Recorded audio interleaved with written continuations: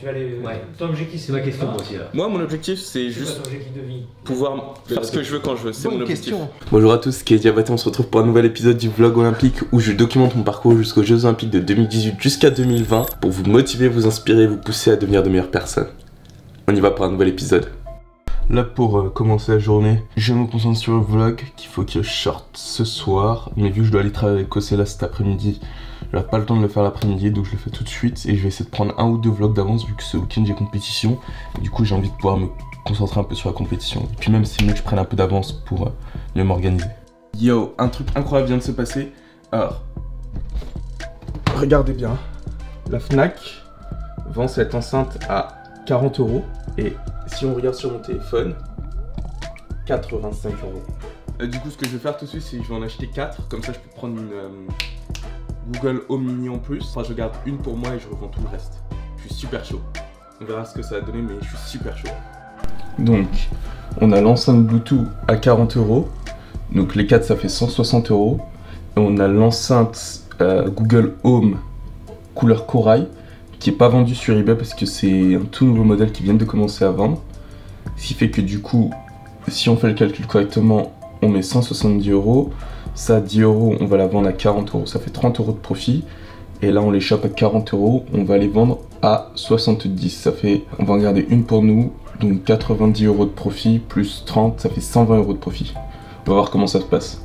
17 h, j'ai rendez-vous chez Ocella, qui est à 30 minutes de chez moi, pour de vidéos. Je sais même pas ce qu'il va me faire. C'est hier parce qu'après il faut que je retourne au travail à 19 h. C'est-à-dire qu'il faut que j'aille avec mon vélo avec tout le matériel pour travailler juste après et pour prendre des vidéos. Ça veut dire que mon matériel je vais devoir le laisser dans un restaurant ou un truc dans le genre. Pas terrible. Enfin bref, moi j'ai terminé le vlog. C'est pas intéressant que je raconte ma vie et que je dise que j'ai terminé le vlog. Ouais, ce que j'aurais passé la soirée à faire, c'était marrant. Donc bonjour à tous, moi je m'appelle Kelly, j'ai que 22 ans donc j'imagine que je suis le plus jeune ici, mais ça n'a pas d'importance. Parcours scolaire, pas très intéressant, j'ai fait un DUT informatique pendant... c'est une formation en 2 ans, j'ai fait 3 ans, je l'ai pas eu parce que ça m'intéressait pas. Ensuite là je suis en formation éco-gestion via le CNED pour avoir de la flexibilité parce qu'aller à l'université 35 heures par semaine je trouve pas ça intéressant. Je veux dire, on n'apprend rien. On apprend, oui, il faut faire A plus B pour faire C, sauf que A plus B pour faire C, dans la vraie vie, ça sert à rien. Et moi, ce qui m'intéresse, c'est juste apporter quelque chose aux gens, que ce soit par n'importe quel biais. Si je peux aider les gens à avancer dans leur vie, à devenir des meilleures personnes, à être plus motivés, en leur juste apportant quelque chose, c'est ce que je veux faire. J'ai eu un stage il y a 2 mois, j'étais aux Philippines pendant 2 mois. Et ce que je devais faire, c'est m'occuper de la partie marketing d'une dame qui était agent commercial pour une assurance. C'était pas très intéressant, au final c'était juste faire du contenu pour les réseaux sociaux. Sauf que derrière il n'y avait rien de personnel, je pouvais vraiment rien faire qui me représentait réellement pour apporter quelque chose aux gens. Et j'ai pas trouvé ça intéressant. À la suite de ça, je me suis dit, c'est là où je me suis rendu compte que j'ai eu le déclic en quelque sorte, que je voulais apporter quelque chose aux gens en étant moi-même. J'ai pas envie de prétendre d'être quelqu'un que je suis pas. Et j'ai décidé de commencer une chaîne YouTube où en fait je documente mon parcours jusqu'aux Jeux Olympiques. Donc en fait je suis athlète de haut niveau, je fais de l'escrime, je représente le Mali pour des raisons que je peux vous expliquer donc aussi. Faites gaffe si vous dites donc tu es malien. Je sais pas, il y en a certains d'entre vous qui ont fait du sport? Ouais. Au niveau de la compétition? Non. Championne de taekwondo elle. Ok. D'Aquitaine. Ah oui. Ah oui, coup de pied circulaire. Tu connais un peu le système de l'INSEP, tout ça? L'INSEP. Bon, en gros, tous les athlètes ça qui partent... n'existait pas quand même. Si, ça a toujours existé. Mais tous les athlètes qui partent en Coupe du Monde, etc., ils doivent passer par l'INSEP. Si tu passes pas par l'INSEP, c'est un petit peu comme si, je veux dire, il y a 20 ans, t'étais pas à la télé, on veut pas de toi. En gros, l'INSEP, c'est ça. Non, en gros, ouais, c'est ça, c'est le centre d'entraînement national. Teddy Riner s'entraîne là-bas. Tu vas prendre une piqûre à l'INSEP. Pour 2024 ou 2020, mon objectif c'est 2020 actuellement. On sera là. Mais t'es qualifié, je veux dire, t'es Non, justement, en fait, mon objectif c'est pas de me qualifier et commencer à faire des vidéos, c'est montrer le parcours que je vais accomplir. Intéressant. Parce que je trouve que c'est plus intéressant, je veux dire... Si tu vas, c'est bonus quoi, là tu passes à la télé quoi.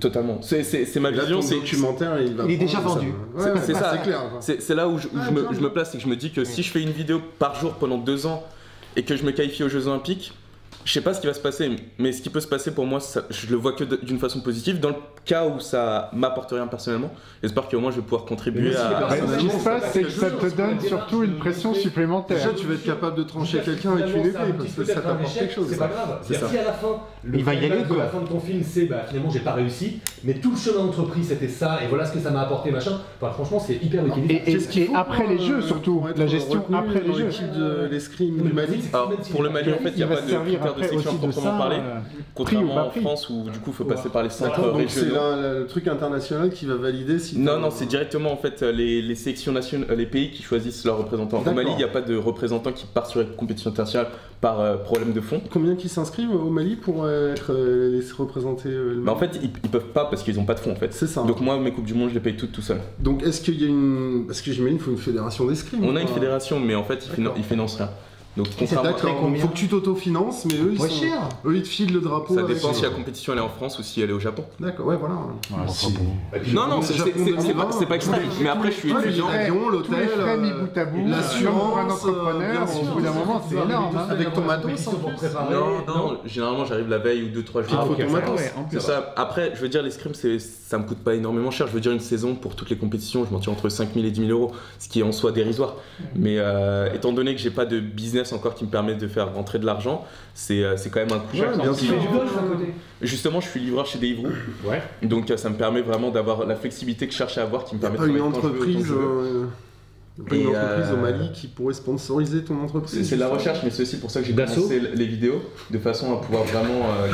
Après, au-delà de tout ça, je me suis pas mal formé en autodidacte, d'une façon similaire à toi, sur tout ce qui est réseaux sociaux, contenu multimédia, pour apporter un impact, et notamment sur tout ce qui est publicité sur les réseaux sociaux, à savoir Facebook, Instagram, parce que c'est les deux réseaux sociaux qui sont les plus importants actuels, et qui permet d'avoir une attention qui est juste... Le coût de l'attention sur ces plateformes-là est juste dérisoire.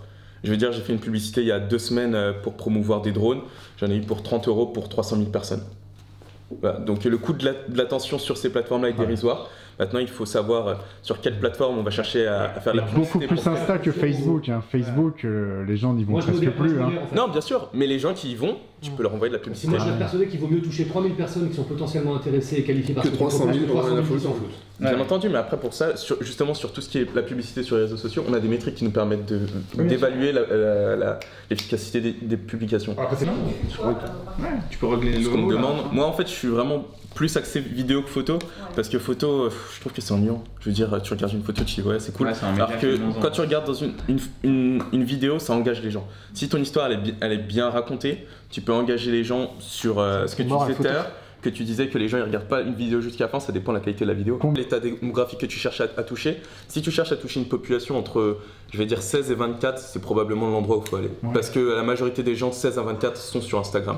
J'ai un compte Instagram et je veux dire, je sais pas si vous avez des enfants, mais si vous voulez savoir où est l'attention, il faut demander à vos enfants, parce que vos enfants ils savent. J'ai une petite sœur, elle a 14 ans.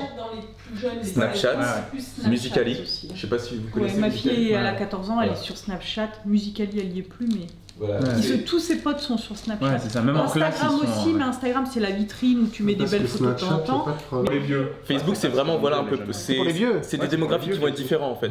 Après il y a vraiment de tout, mais voilà en fonction de. Comme ça on a du Facebook, on a Insta. Et l'objectif de la publication, on va vraiment aller sur des trucs qui sont différents en fonction de l'objectif. Les pages jaunes améliorées. Ouais, c'est ça, exactement. C'est fou. Il y avait une gamine de 17 ans qui avait été interviewée, elle disait mais Facebook. Et qu'est-ce que tu veux faire finalement? Donc tu vas aller. Ton objectif, c'est ma question moi aussi là. Moi, mon objectif, c'est juste pouvoir faire ce que je veux quand je veux. C'est mon objectif. Faire ce que je veux quand je veux, c'est le plus important. Donc là, à l'heure actuelle, c'est devenir un athlète, pouvoir me consacrer à mon activité d'athlète. Après, le coût que ça soit travail en plus à côté sur des projets personnels, des business ou quoi que ce soit, ça m'importe peu tant qu'au final, j'arrive sur mon but.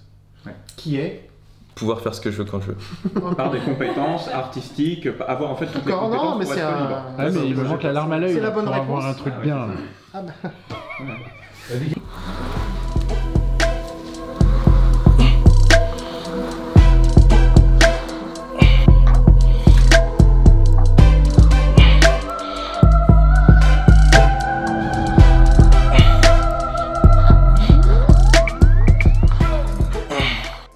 All melted down.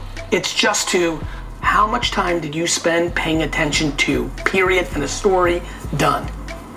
Sporting events are long. Why are basketball players more important than football players? Because you can see their whole face. Yep.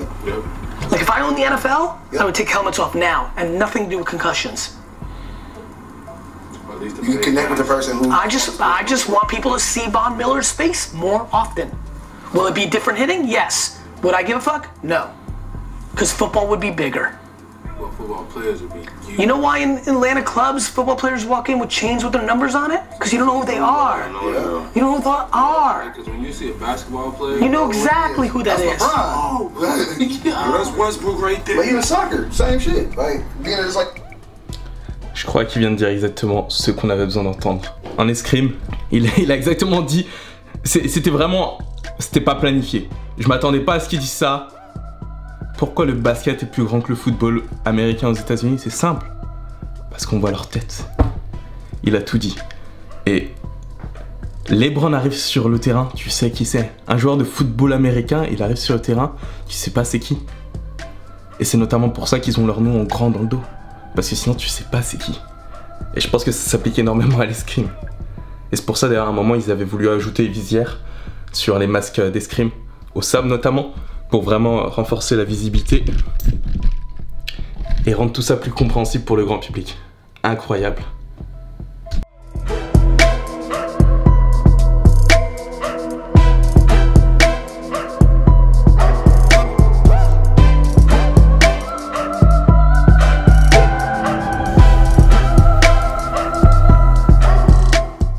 Écoutez, bon entraînement aujourd'hui. Ça a été que 30 minutes, mais ces 30 minutes font que toute la journée vaut le coup. Les petits efforts qu'on va faire chaque jour vont faire que sur le long terme, ça va devenir quelque chose d'énorme. Il ne faut pas négliger les petits efforts que vous allez faire chaque jour, jour après jour.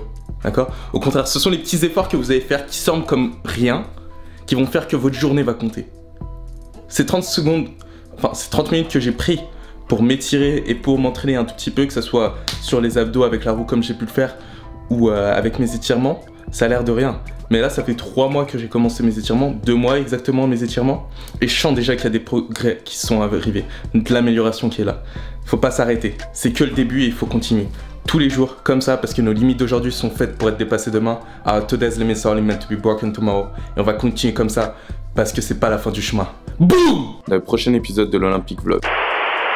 Là, je me prépare à partir. Donc vraiment,